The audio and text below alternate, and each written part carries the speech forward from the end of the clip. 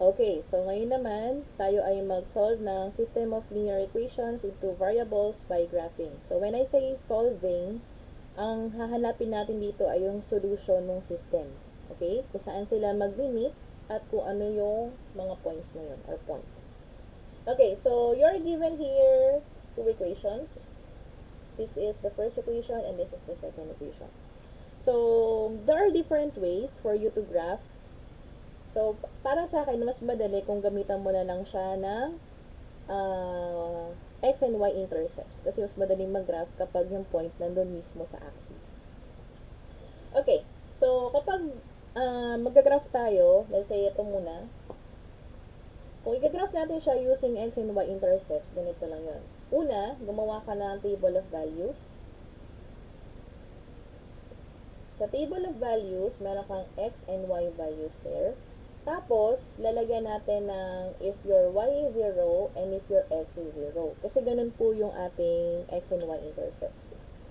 Okay, so yung unang makukuha nating point, yun yung x-intercept.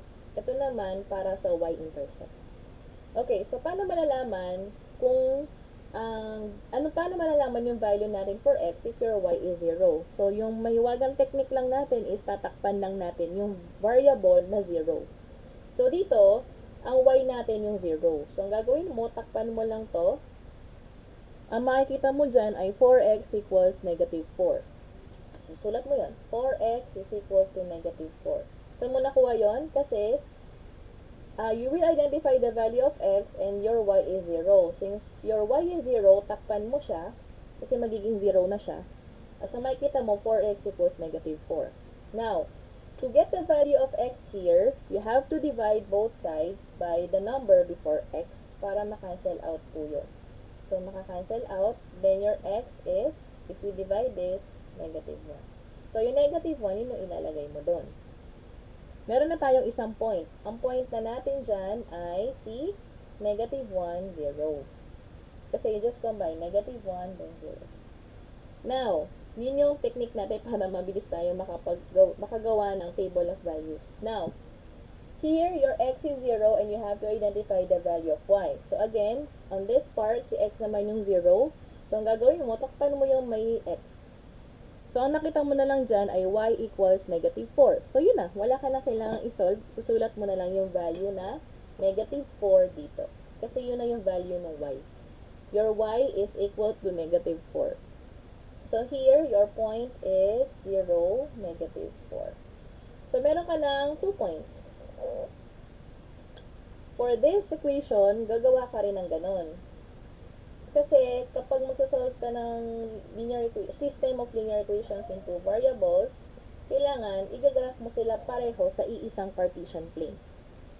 So, x and y. So, here, your y is 0 and your x is 0. Okay, so, your y is 0. So, tatakpan ko si y. Makikita mo, x equals 6. So, yun na yung value ng x. Mabilis lang, di ba?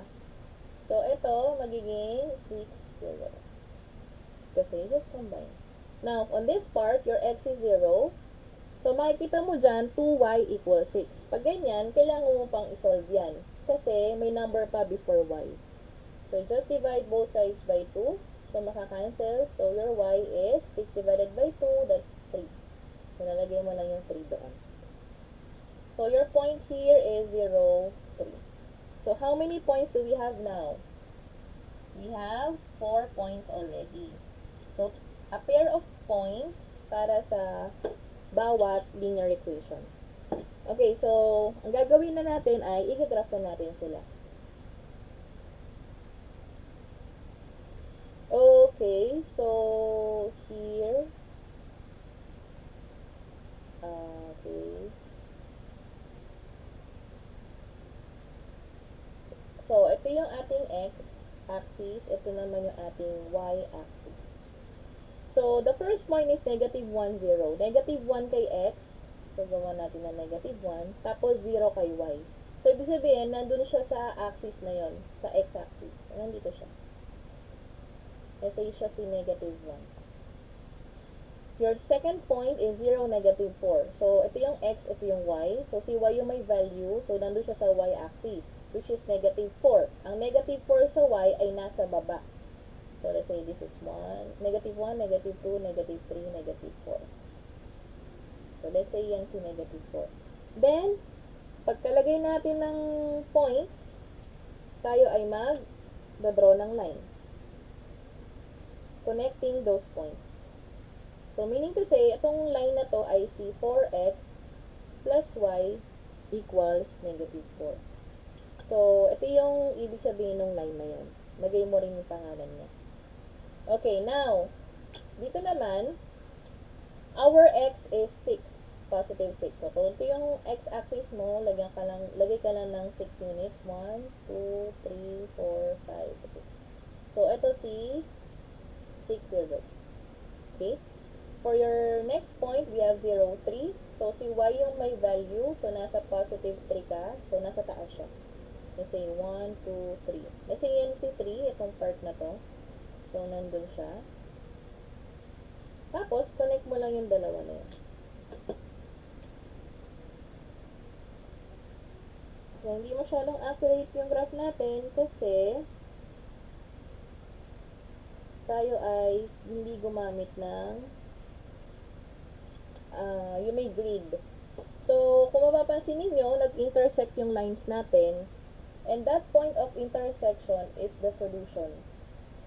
The solution of the system. Kasi dun sila nag-meet. Yung part na yan. So, this is how you solve a system of linear equation in two variables by graphing. Kung bago ka na sa channel ko, do not forget to like and subscribe for more math tutorial videos. Bye!